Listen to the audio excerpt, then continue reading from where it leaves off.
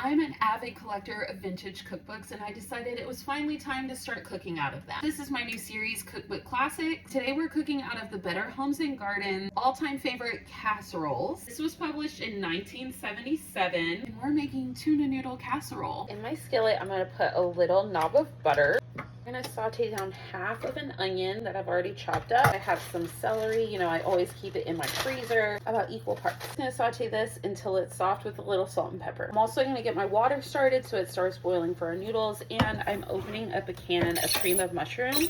You don't need a big old can like this, but that's the only size of I had on hand. Tuna noodle casserole originally really popped up in America in the 1940s, but it's based off of a recipe combined of flaky fish and a bechamel sauce that can be tracked back to the 1800s. And of course, when the dump and bake recipe became really popular, tuna noodle casserole was right there at the top. If this is something you grew up eating, let me know how your mom or whoever made it for you. My mom didn't really make tuna noodle casserole, but she did make tuna hamburger helper, and I thought that was bomb, and I still love it to this day. We always ate it with white bread with butter smeared on it. I don't think anything is more millennial coated than the bread and butter on the side of everything that we ate. Pasta is al dente, so we are going to drain it out, put in our pasta, put in our cooked veggies, about half.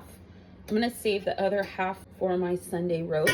Recipe calls for pimentos, which I feel like is just a very 1950s, 60s, 70s thing. They put pimentos in everything. I put in some frozen peas. And then of course our tuna. I have a family size, like big one like this, but I also have this herb and garlic. I don't think many of these have much flavor, so I'm just gonna dump both of these in here. And some cheese. Using Colby Jack because that's what I have on hand. It's frozen. I don't know, I keep everything in my freezer. It's kind of one of the ways that you keep your grocery budget down is don't let things go bad, you stick them in your freezer. We're gonna put in some pepper, do some salt. Also feel like this needs some flavor. My Trader Joe's 21 seasoning dilute. I feel like that kind of covers all of your bases. Okay, that's it. We're just gonna stir this all together. I do have to admit that the pimento does add some lovely color to this. I'm gonna give it a little bit of a modern twist. French fried onions. Kind of crumble them up a little bit. I'm gonna pop this in a 375-degree oven for 20 minutes. Look at that. Okay, let's get into this.